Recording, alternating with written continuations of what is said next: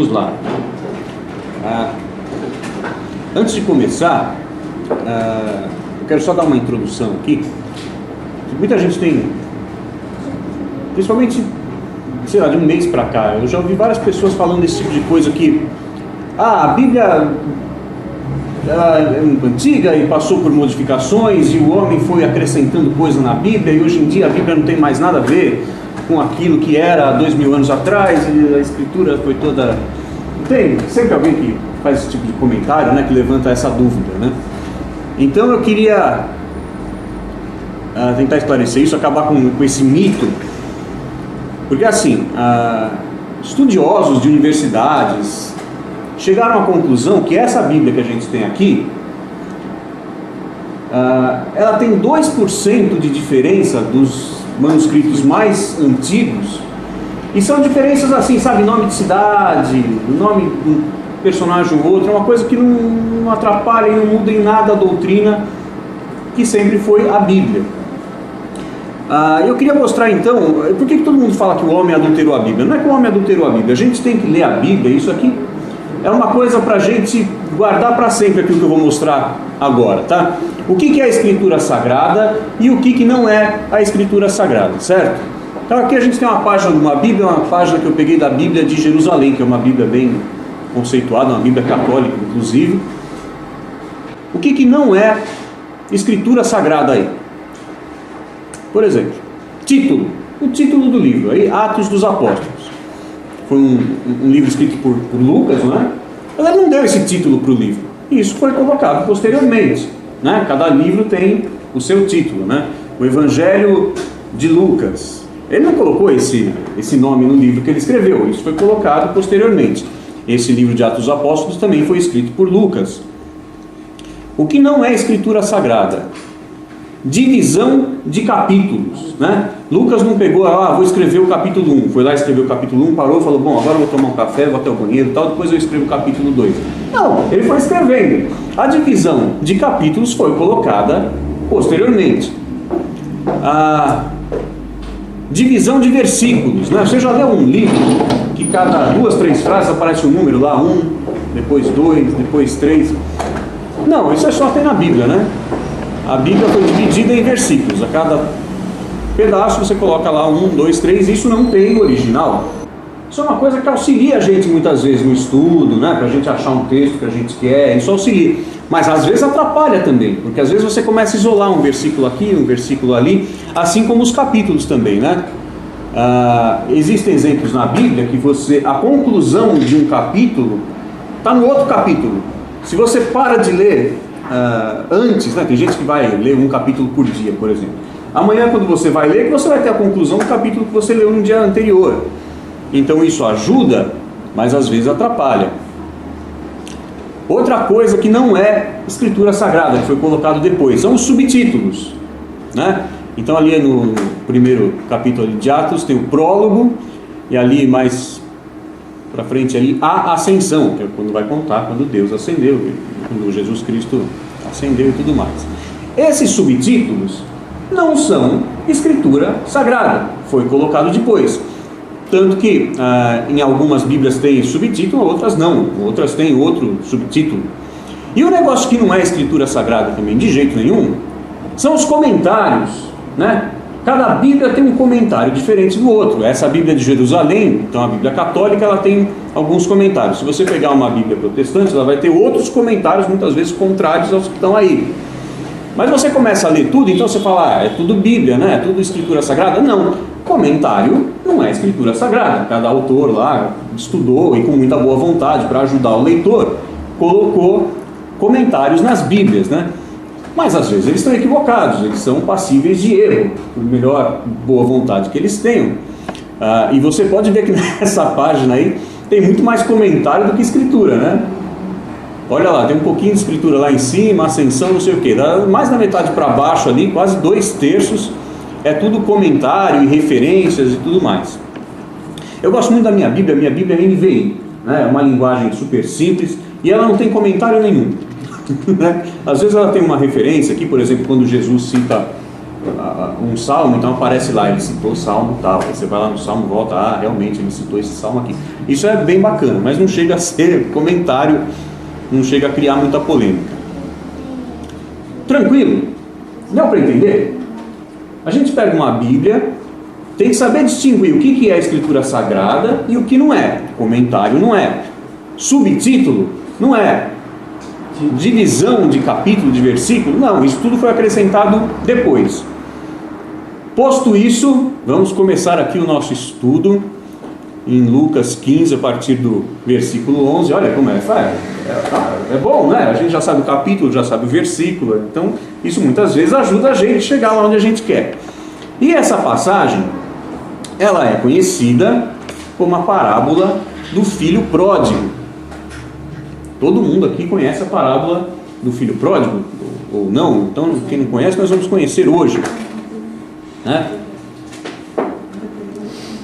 Aconteceu assim, Jesus ele estava ali numa situação e ele contou essas 3 parábolas de uma vez, assim, na mesma situação, né? Para o mesmo público, ali no mesmo horário ali. Ele contou uma, a primeira ele contou da ovelha perdida, depois ele contou da dracma, né, da moeda perdida, e depois finalmente para esse mesmo pessoal ele contou a parábola do filho pródigo. A do filho pródigo, ela é mais famosa, a gente gosta porque dessas 3 é a que fala do ser humano, né? Ele dá um exemplo de uma ovelha que se perdeu, na outra ele dá o exemplo da senhora que perdeu uma moeda, que depois achou. Mas na parábola do filho pródigo, ele põe o ser humano como personagem principal. E o personagem principal da parábola do filho pródigo, quem que é? O filho pródigo, não é verdade? Olha, é o subtítulo. Se você pegar na sua Bíblia, geralmente, não sei se a sua tem, mas geralmente tem esse subtítulo, né? Parábola do filho pródigo. A sua tem? Então você já está sabendo que o personagem principal é o filho pródigo. Pródigo significa aquele que dissipa os seus bens, gasta mais do que o necessário, gastador, esbanjador. Se você procurar no dicionário essa definição aí. Tem gente que confunde com um filho prodígio, né? Que teve uma muda. Palavras parecidas, né? Mas na verdade o filho pródigo é esse cara aí. Torrador.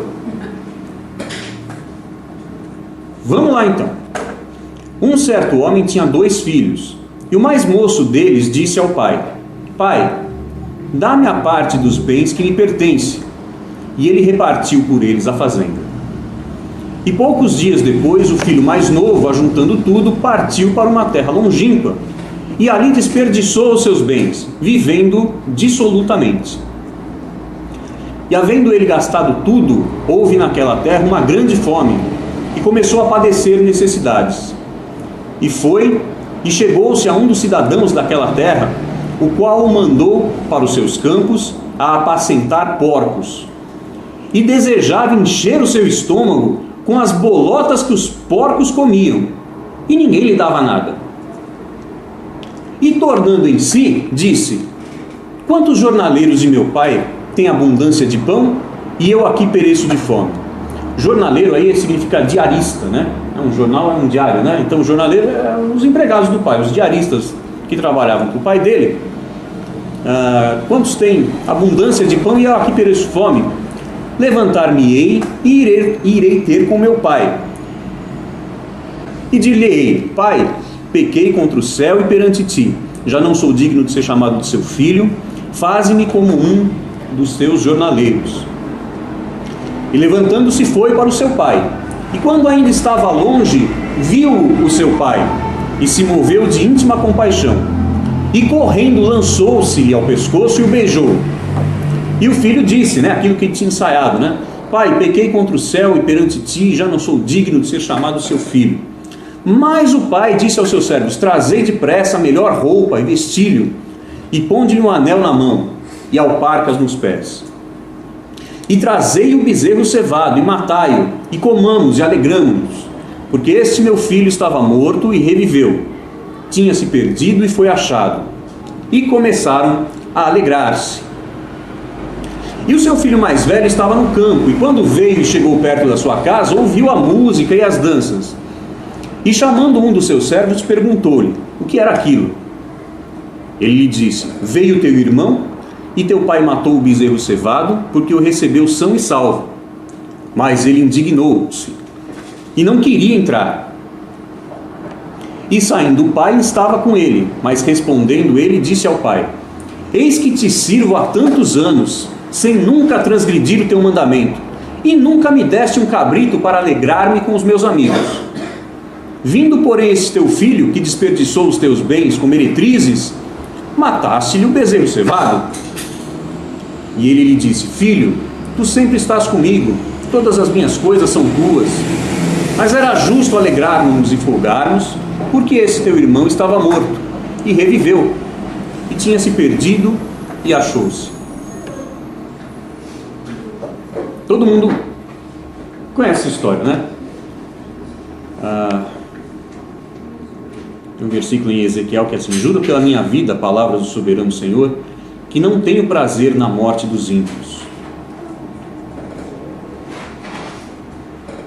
Em Lucas 15 também, no mesmo capítulo: digo-vos que assim haverá alegria no céu por um pecador que se arrepende, mais do que por 99 justos que não necessitam de arrependimento. Na verdade necessitam, né?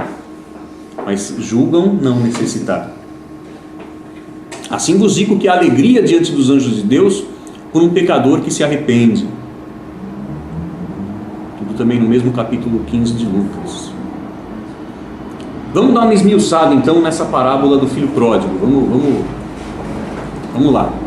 Certo homem tinha 2 filhos, e o mais moço deles disse ao pai: pai, dá-me a parte dos bens que me pertencem. Quando que um filho recebe a herança do pai? Quando o pai morre. Então, no coração desse filho, ele queria mais era que o pai morresse. Ele estava interessado na parte dele, da fazenda lá, enfim. Então, fazendo isso, ele desacatou esse mandamento aí de Êxodo 12: honra teu pai e tua mãe, para que se prolongue teus dias na terra, e que o Senhor teu Deus te dá. Ele não honrou o pai, ele queria que o pai morresse.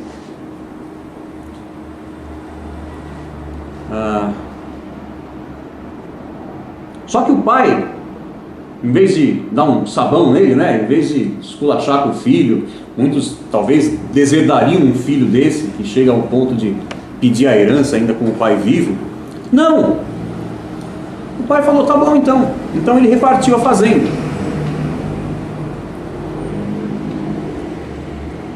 Poucos dias depois, o filho mais novo, juntando tudo, partiu para uma terra longínqua. Bom, se ele dividiu a fazenda, como que ele ia fazer para dividir uma fazenda? Ele vendeu. Pelo menos a parte lá que cabia ao rapaz, ele vendeu.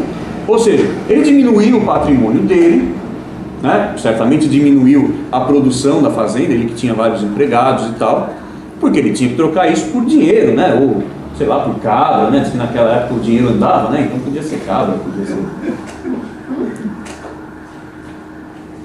Ele teve ali um desfalque considerável, né? Mas ele atendeu à vontade do filho. Ali desperdiçou os bens vivendo dissolutamente, né? Ou seja, vivendo promiscuamente, vivendo... E havendo ele gastado tudo, houve naquela terra uma grande fome e começou a padecer necessidades. E foi e chegou-se a um dos cidadãos daquela terra, qual mandou para os seus campos a apacentar porcos.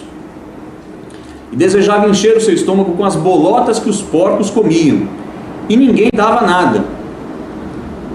Vocês sabem que, para o judeu, o porco é um animal impuro. O judeu não come carne de porco, porque considera um animal impuro. E esse aqui, não é que ele queria comer o porco, ele queria ser um porco, ele queria comer o que o porco comia, ele queria estar no lugar do porco, né? O porco está passando melhor do que eu. Ele cobiçou a comida do animal impuro. Você vê então a situação que ele chegou. Olha o currículo dele aí. Aí eu coloquei o currículo do rapaz que foi embora.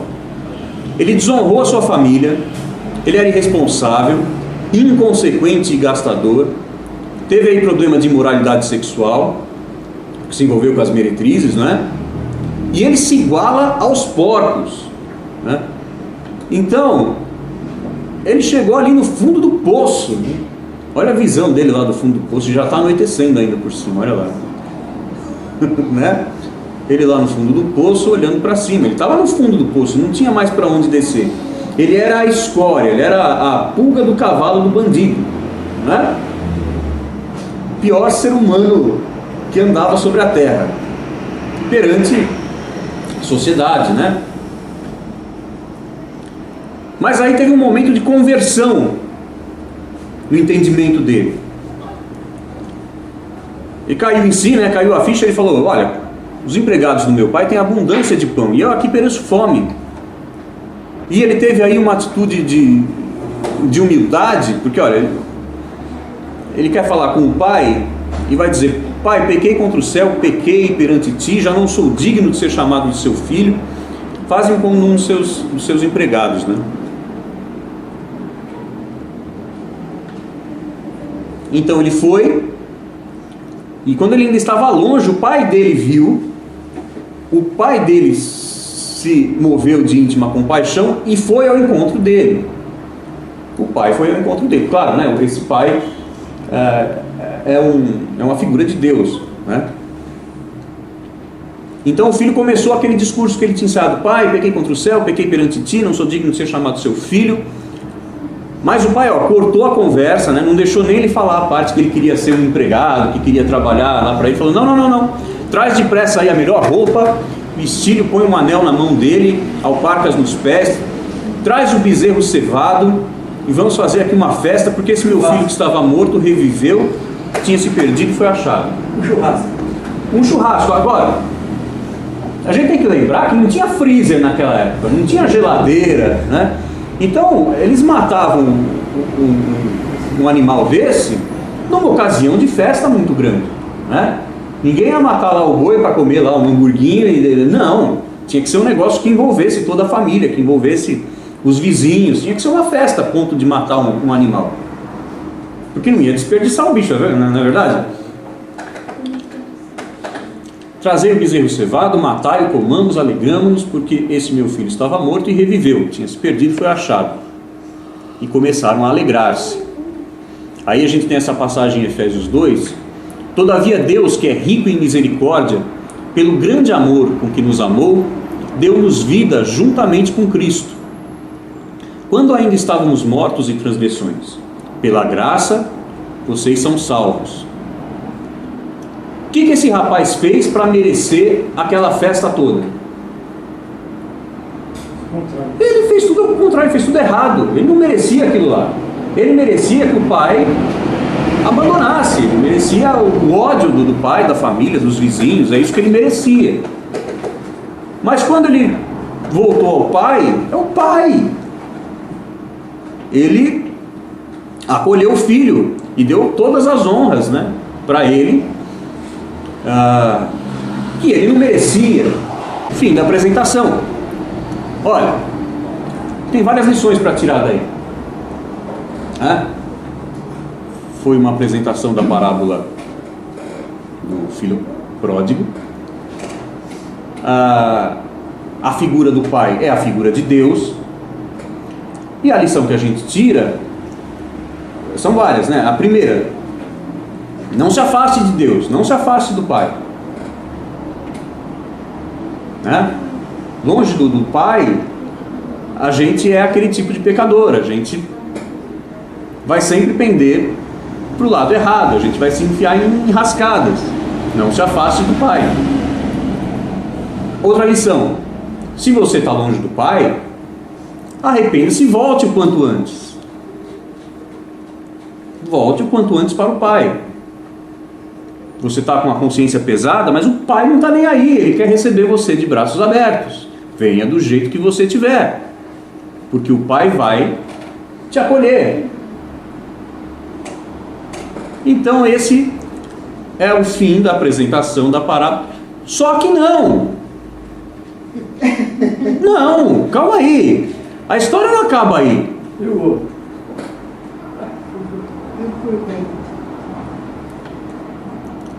Parábola do filho pródigo.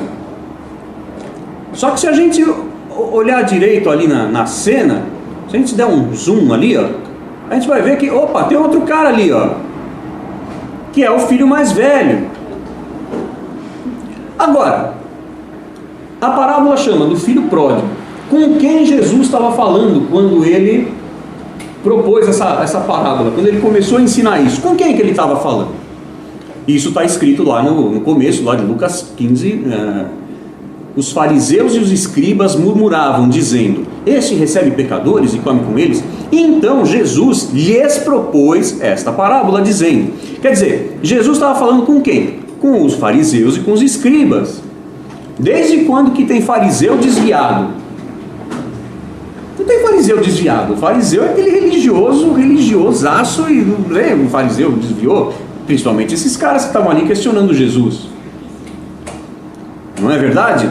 Então, por que Jesus estava querendo ensinar para esses fariseus sobre um cara que está afastado e volta simplesmente? Não tem sentido, né? Não tem sentido. É a mesma coisa, o cara nunca bebeu e você vai passar um sermão para ele lá que não se deve beber, sabe? Não combina. Então a gente tem que ler as coisas até o final. E geralmente essa segunda parte escondem da gente. Principalmente o sistema religioso não fala. Por quê? Porque está falando deles. Vamos lá. Vamos ver esse cara aqui. Seu filho mais velho estava no campo, e quando veio e chegou perto da casa, ouviu a música e as danças. E chamando um dos seus servos, perguntou-lhe o que era aquilo. Ele lhe disse: veio teu irmão, e teu pai matou o bezerro cevado, porque o recebeu são e salvo. Mas ele ficou furioso. Ele não queria nem entrar na casa do pai. E aí ele foi bater boca com o pai, né? Eis que te sirvo há tantos anos, sem nunca transgredir o mandamento, e nunca me desse um cabrito para alegrar-me com meus amigos. Vindo, porém, esse teu filho que desperdiçou os teus bens com as meretrizes, mataste-lhe o bezerro cevado. Esse bezerro devia ser um negócio assim, né? O filé mignon lá Olha o currículo agora do outro irmão. Era um filho dedicado, sempre presente, nunca transgrediu um mandamento. Esse é o perfil do outro filho. Mas ele se indignou e não queria entrar na casa do pai. Olha, é muito mais fácil você falar de Deus soberano para um ateu do que você pegar um cara religiosaço, vários anos de igreja e de obras, macaco velho, e falar que Deus é soberano e gracioso para essa pessoa. Esses são os 5 pilares da reforma protestante, né? Está ali escrito em latim. Apenas a escritura e não a tradição. Apenas a graça e não os méritos. Apenas a fé e não as obras. Apenas Cristo e não o santo disso, santo daquilo, espírito daquilo outro. Apenas Cristo. E tudo isso só lhe deu glória, apenas para a glória de Deus. Como é difícil a pessoa que está enraizada já na religião, se chegar para ela e falar: não, olha, é pela graça. Não, você faz, que bom que você faz as coisas que você faz. Mas não, você precisa ter a fé em Cristo. E aí é pela graça, não é pelo que você vai merecer. É muito complicado. E olha, ele se indignou e não queria entrar. O filho mais jovem estava perdido por ser mau, gastador e baladeiro. Mas ele se arrepende e volta para a casa do pai. E é recebido pelo pai. E está em comunhão com o pai. Está na presença do pai. O filho mais velho estava perdido por ser bom, trabalhador e caseiro. Foram essas as qualidades que o fizeram recusar a graça do pai. Porque tem aquele versículo que fala que ele não quis entrar. Então ele ficou do lado de fora. Agora sim, fim da apresentação. E a história completa, não é? Jesus contou toda essa história, embora ele ocupe muito mais tempo falando do filho que foi embora, mas ele estava falando para o fariseu, ele estava falando para o filho que estava em casa.